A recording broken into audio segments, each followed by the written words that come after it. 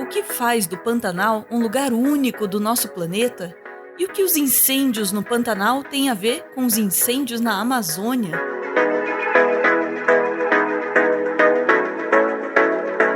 Talvez você não lembre ou mesmo não saiba, mas Pantanal foi o título e o cenário de uma novela originalmente transmitida na extinta Rede Manchete, no ano de 1990. A novela voltou a fazer certo sucesso entre 2008 e 2009, quando foi reexibida pelo SBT. Além de ter como protagonista uma mulher que virava onça, a novela também chamava a atenção pelas belas paisagens pantaneiras. Recentemente, a Globo confirmou que vai fazer um remake de Pantanal, programado para estrear em 2021. Pantanal, a novela, vai ganhar uma nova versão em 2021, aqui na Globo. O projeto ainda está em fase inicial, então a gente ainda não sabe muita coisa sobre o remake. A gente não sabe, por exemplo, que atriz vai interpretar Juma, a mulher que vira onça. Outra coisa que a gente ainda não sabe é se vai sobrar Pantanal até lá. Já há algum tempo, o Pantanal sofre com o fogo. Nesse artigo publicado em 2004, chamado Características e Conservação do Pantanal Brasileiro, os autores dizem: aqui no Pantanal, o gado foi removido e o fogo se tornou a principal preocupação. É importante manter áreas livres de incêndios para a conservação de alguns animais. No ano seguinte à publicação desse artigo, em 2005, o Pantanal bateu recorde de incêndios. Foram 12.536 focos de incêndios durante o ano, sendo quase 6.000 deles só no mês de agosto. O governo do seu Jair parece estar tentando bater mais esse recorde negativo. Em 2019, ele quase conseguiu. Foram 10.025 focos de incêndios no Pantanal. No ano passado, passou perto, mas o seu Jair tem tudo para bater o recorde esse ano. E o seu Jair parece estar bem feliz com isso. Tá pegando fogo no Pantanal? Já foram 12.042 focos de incêndios até a primeira semana de agosto desse ano. E ainda faltam mais de 3 meses para o fim de 2020. De acordo com dados do IBAMA, de 10 a 12% do Pantanal já foi consumido pelas chamas. A maior parte, se não todos esses incêndios, foram provocados por ação humana. Essa anta queimou as patinhas dela, gente. Olha só. O que é isso, gente? Onde é que nós estamos, vocês políticos? Seus vagabundos. Tudo queimando e vocês não fazem nada pelo nosso Pantanal. Essa história toda faz a gente lembrar da Amazônia, que também tem virado cinzas. Embora sejam ecossistemas totalmente diferentes, existe sim uma relação entre os incêndios no Pantanal e os incêndios na Amazônia. Com aproximadamente 210 mil quilômetros quadrados, o Pantanal é o menor bioma brasileiro. Ele fica localizado nos estados de Mato Grosso e Mato Grosso do Sul, estendendo-se também para a Bolívia e o Paraguai. O Pantanal fica localizado na bacia hidrográfica do Alto Paraguai, que conta ainda com outras 2 regiões, os Planaltos e o Chaco. Os Planaltos são as regiões mais altas da bacia, com cadeias montanhosas que chegam aos 1.400 metros de altitude. Nessas montanhas nasce a maior parte dos rios que descem e abastecem o Pantanal. Não é à toa que esse arco de cadeias montanhosas é chamado de Arco das Nascentes. No centro da bacia ficam as planícies, regiões mais baixas que formam o Pantanal.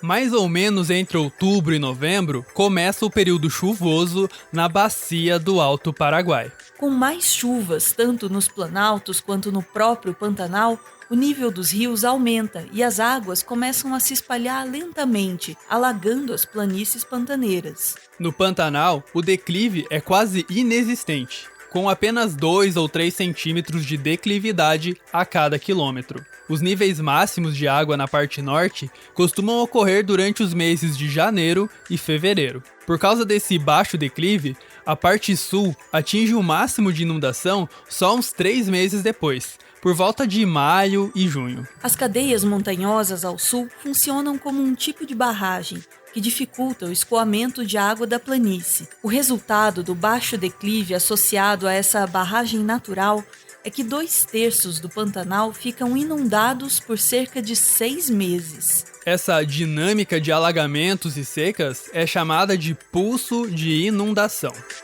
O Pantanal fica incrustado, meio espremido entre gigantes sul-americanos. A oeste fica o gigantesco Chaco. Ao norte fica a Amazônia, maior bioma do Brasil. Ao leste e ao sul fica o Cerrado, segundo maior bioma do Brasil. O Pantanal herdou um pouquinho da diversidade de cada um desses biomas, principalmente do Cerrado, e ainda contou com uma ajudinha lá da Mata Atlântica. Como o Pantanal é uma região geológica muito recente, existem poucas espécies endêmicas, aquelas que são exclusivas de uma região. Ainda não deu tempo de populações de plantas e bichos herdadas desses outros biomas se isolarem a ponto de darem origem a novas linhagens de espécies. Embora seja pequeno e não tenha muitas espécies endêmicas, o Pantanal bate de frente com os grandes no quesito diversidade. São mais de 2.000 espécies de plantas, 325 peixes, 44 anfíbios, 127 répteis, 656 aves e 174 mamíferos. Embora a grande maioria desses bichos seja também encontrada em outros biomas, é muito mais fácil ver eles no Pantanal, que é uma planície com vegetação aberta, do que na Amazônia, por exemplo, que é em sua maioria formada por matas bem fechadas. Os pulsos de inundação criam lagoas temporárias, chamadas de baías pantaneiras, que acabam aprisionando uma grande quantidade de peixes. Esse banquete self-service acaba atraindo a atenção de várias espécies de aves aquáticas, como garças, o tuiuiu, que é a ave símbolo do Pantanal, além de outras aves como o pernilongo de costas brancas, o coró-coró, o tapicuru, a curicaca, o carão e a famosa arara azul, além de muitas outras. Já entre os répteis, se destacam o jacaré do Pantanal, o jacaré de papo amarelo e as sucuris. A grande quantidade de peixes também atrai turistas de todo o Brasil e até de outros países. A pesca esportiva injeta mais de 100 milhões de reais por ano na economia das cidades do Pantanal. Isso sem contar as temidas piranhas e as arraias. O Pantanal também é a região do nosso planeta que apresenta a maior densidade de espécies de mamíferos por quilômetro quadrado. Pela abundância, chamam a atenção as capivaras, os veados campeiros e os queixadas. Pela raridade de serem vistas em outros biomas, destacam-se as ariranhas, o cervo do Pantanal, as antas e as onças pintadas. As onças são consideradas uma enorme ameaça por alguns pecuaristas, já que o ataque de onças sobre o gado é quase impossível de ser evitado. Um artigo publicado em 2018 mostrou que o ecoturismo de observação de onças pintadas no Pantanal gera uma receita anual de quase 7 milhões de dólares. Já os danos que esses felinos causam para o setor pecuário é de apenas 122 mil dólares por ano, um valor quase 60 vezes menor. Vale muito mais a pena manter esses felinos no Pantanal do que remover ou espantar eles para criar gado. Nesse caso, ser amigo da onça não parece ser um mau negócio. Por possuir essas características únicas, o Pantanal é reconhecido pela Unesco como uma das reservas da biosfera mundial. A pecuária é a principal atividade econômica da região. Por muito tempo, o Pantanal foi visto como exemplo de conciliação entre a atividade humana e a conservação da biodiversidade. O Pantanal não está tão degradado quanto os outros biomas brasileiros, mas também tem sofrido com o excesso de atividade humana nos últimos anos. Apenas 7% do Pantanal está dentro de unidades de conservação ambiental. muito abaixo dos 17% recomendados para ecossistemas terrestres. Na planície que forma o Pantanal, a maior ameaça é a construção de rodovias, que acelera a perda de vegetação e aumenta o número de atropelamentos de animais selvagens. Mas a maior ameaça para o Pantanal está lá em cima, nos planaltos. Como eles não inundam, acabam sendo adequados para a expansão da pecuária e da agricultura. Os agrotóxicos utilizados nessas áreas agrícolas descem com os rios até as planícies, contaminando a fauna e a flora pantaneira. Sem a proteção da mata ciliar, que é desmatada para dar lugar a pastos e plantações, os rios começam a acumular mais sedimentos, um fenômeno chamado de assoreamento. O resultado disso é o desaparecimento de nascentes e a perda de profundidade e força das correntes de água que inundam o Pantanal. Cientistas estimam que, se o desmatamento continuar no mesmo ritmo atual, 10% da vegetação nativa dos planaltos será perdida até 2050. Com menos água chegando até o Pantanal, o período de secas fica mais intenso e mais longo. Para piorar a situação, as queimadas na Amazônia diminuem o volume de chuvas que cai nos planaltos e na planície pantaneira. A Amazônia é uma bomba hidráulica que libera cerca de 9.300 quilômetros cúbicos de vapor d'água por ano. 36% desse vapor é transportado para a região sul do continente. São os chamados rios voadores, que levam chuvas para várias regiões do sul e sudeste do Brasil, incluindo a região do Pantanal. Além de prejudicar a formação dos rios voadores, as queimadas na Amazônia também contribuem para a intensificação das alterações climáticas.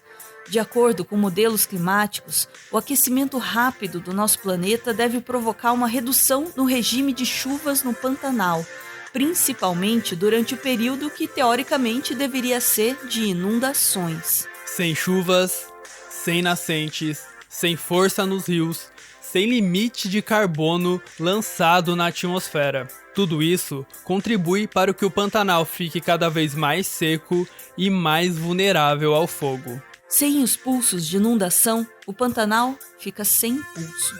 E ao contrário da novela, não é possível fazer um remake do bioma Pantanal.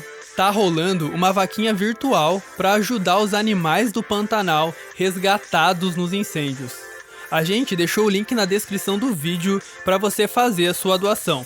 Claro, se você puder e se você quiser. Salvar o Pantanal é salvar um pedacinho mais do que especial da história geológica e biológica do nosso planeta.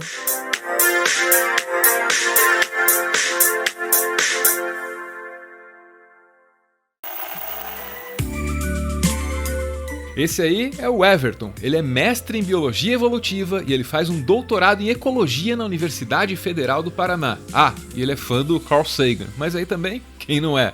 O Everton é o responsável pela pesquisa e pelo roteiro do Meteoro.exp, o nosso quadro de biologia que você acabou de ver.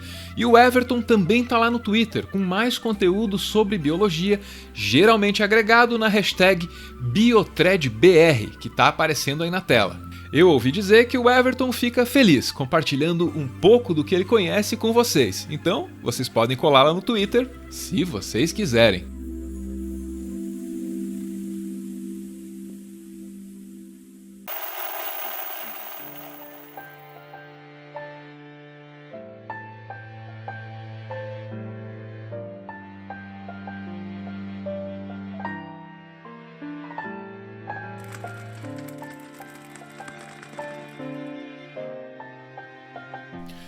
Muito obrigado por ver esse vídeo até o final. O Meteoro é mantido graças a uma campanha de financiamento coletivo. Quem participa aparece aqui no finalzinho para receber o nosso agradecimento ou então para homenagear quem ama. É o caso da Jussi, que aparece aí ao lado do maridão Antônio Carlos, que fez aniversário agora no finalzinho de agosto. Ela manda, claro, os parabéns para ele, junto com a foto, e diz que, graças ao Antônio Carlos, aconteceram coisas muito legais na vida dela. Beijo, gente! Valeu!